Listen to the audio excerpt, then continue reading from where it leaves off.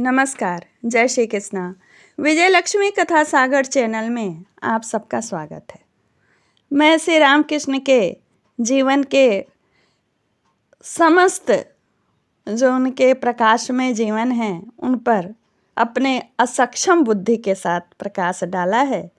आज मैंने आपको गृहस्थ श्री रामकृष्ण के सन्यासी जीवन या सन्यासी श्री रामकृष्ण के गृहस्थ जीवन को प्रकाशित करूंगी, उनके बारे में थोड़ा बताऊंगी आपको। श्री रामकृष्ण का अपने पत्नी के साथ शारीरिक संबंध पुरता नहीं था। अखंड ब्रह्मचर्य नियम का पालन उन्होंने किया था और गृहस्थ जीवन में रह करके इस सन्यासी धर्म को उन्होंने निभाया और इस जीवन को समाज के सामने इस तरह प्रस्तुत किया कि एक गृहस्थ भी अपने जीवन में सन्यासी की तरह रहकर भूमानंद का आनंद उठा सकता है। भूमानंद यानी ईश्वरीय आनंद। अपने शिष्यों को कहा करते थे कि 1-2 बच्चे हो जाने के बाद भाई बहन की तरह रहो, ईश्वर आराधना करो और सुख से रहो। और उनके पास तो ईश्वर के अलावा कोई बातें रहती ही नहीं थी और सांसारिक उदाहरणों से, वे छोटे छोटे उदाहरणों से ईश्वर की तरफ प्रेरित करते लोगों को जाने के लिए। जबकि पहले अपना भारतवर्ष में गृहस्थ आश्रम त्याग का आश्रम था, लेकिन अभी तो गृहस्थ आश्रम पूर्णतः एक तरह से दुखालय हो गया है। तो इस अवस्था में उन्होंने अपने गृहस्थी के द्वारा यह स्थापित करने की कोशिश की कि गृहस्थ जीवन में भी बिना शारीरिक मिलन के पति पत्नी का आत्मा का मिलन हो सकता है। महाराज दोनों की आत्मा का मिलन इतना था कि आप उनके चरित्रों को पढ़ेंगे तब महसूस करेंगे। कुछ एक उदाहरण मैं आपके सामने प्रस्तुत करती हूँ।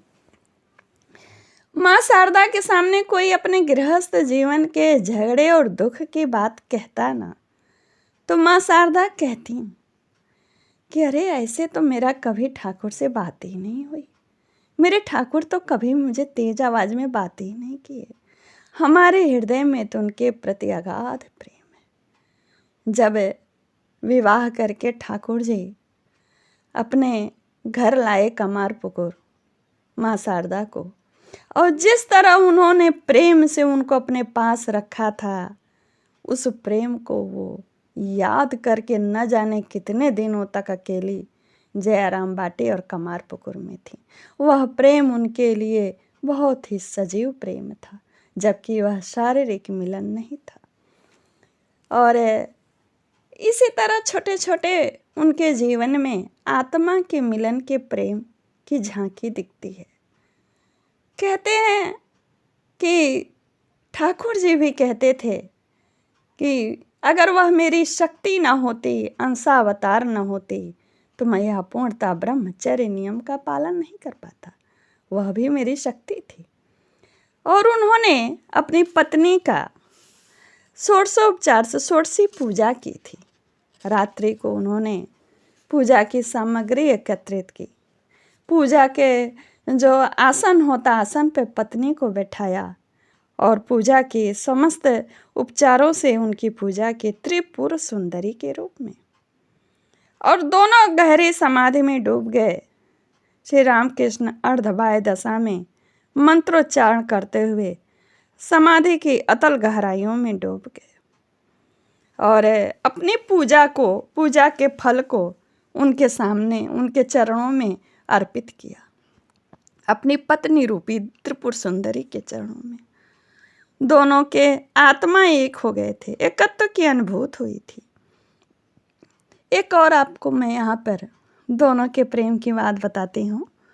ये माँ शारदा और ठाकुर जी का सिर्फ जब ये दक्षेश्वर में रहती थीं, बाद में रहने लगी। पहले तो ये कमारपुकुर या जयराम बाटी मायके में ही रहती थीं।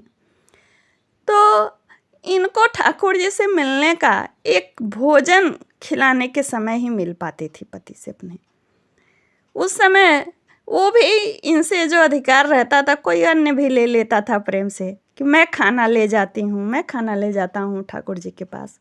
और ये संकोच से कह नहीं पाती कि ये खाना खिलाने के ही समय मैं उनका दर्शन कर पाती हूँ, उनके पवित्र सानिध्य उनके भगवत चर्चा का एक मैं भी अधिकारिणी बन पाती हूँ। और ठाकुर जी भी चाहते थे कि खाना खिलाने वही आए, लेकिन अब कहें तो क्या कहें, ये भी संकोच में नहीं कह पाते थे। ये भी जिस तिस के हाथ के तो खाते नहीं थे। माँ शारदा खाना लेके आती तो बहुत प्रसन्न हो जाते, प्रसन्नता से खाते।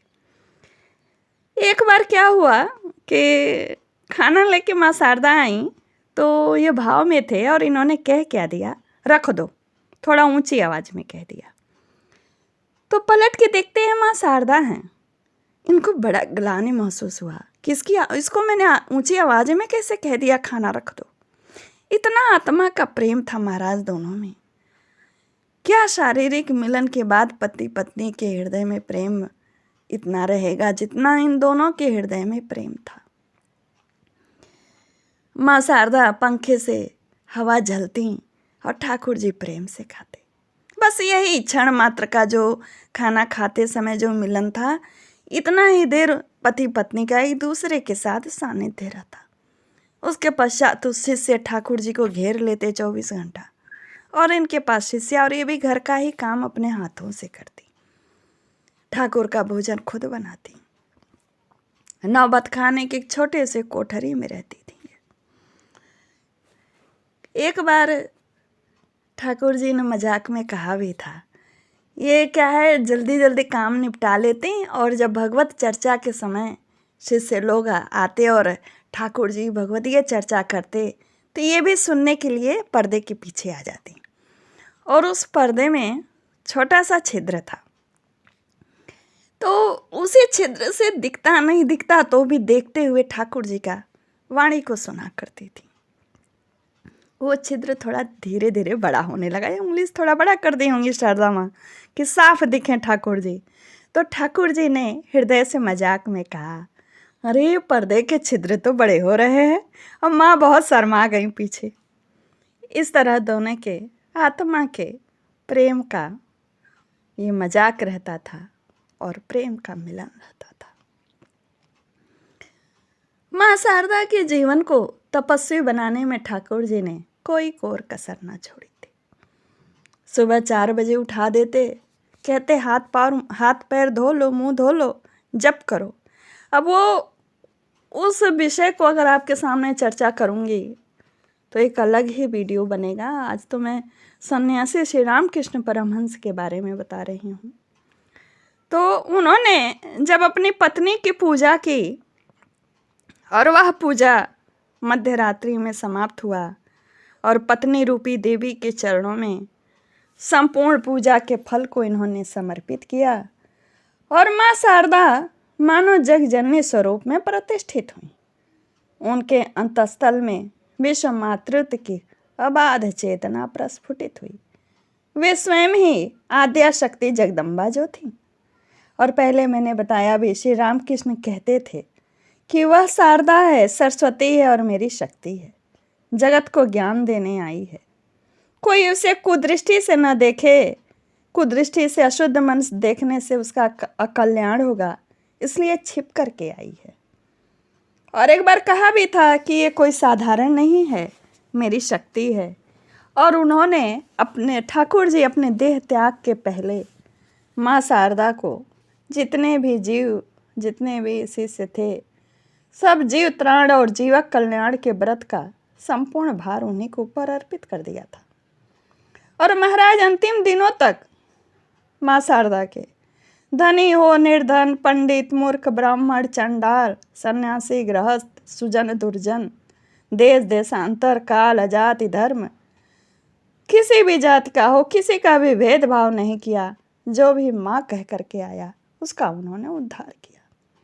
श्री शारदा देवी विकसित हुई में विकसित इसी विश्व मातृत्व के भाव ने विश्व को सम्मोहित कर लिया था। और एक बार स्वामी विवेकानंद जी ने कहा भी था, कोई एक शिष्या थी जो काली की मूर्ति की ध्यान कर रही थी। तो जाके पूछे, किसका ध्यान कर रही हो? तो उसने बताया, बोले मूर्ख, वो जीवित काली वहाँ बैठी है, उसकी जाके सेवा करो, उसका दर्शन करो। क्या मूर्ति क्या तुम करती हो? माँ शारदा को संबोधित करके बताया। और ये स्वामी विवेकानंद जी भी सप्त ऋषियों के अंश से उनका जन्म हुआ था। उनको निर्विकल्प समाधि लगी तो वे नहीं ज़्यादा दिन जीवित रह पाए थे। अब ये जो है अलग अलग इतना ज़्यादा अध्ययन है, तो जब मैं कुछ बताने लगती हूँ तो इसमें का उसमें का सब मेरे समक्ष प्रकट हो जाता है, सब बोलने लगती हूँ। थोड़ा थोड़ा करके स्वामी विवेकानंद के बारे में भी बताऊंगी आपको। अभी तो इनके सन्यासी और गृहस्थ श्री राम कृष्ण के जो मुझे समझ में आया वो मैंने आपके सामने प्रस्तुत किया कि अखंड ब्रह्मचर्य का नियम पालन करते हुए दोनों के आत्मा में मिलन था। दोनों को पता ही नहीं था कि पति पत्नी में कोई झगड़ा रार भी होता है, इतना प्रेम था। और यह वीडियो यहीं पूर्ण करती हूँ। और मैं बिल्कुल असक्षम अयोग्य हूँ प्रकट करने में, ठीक है।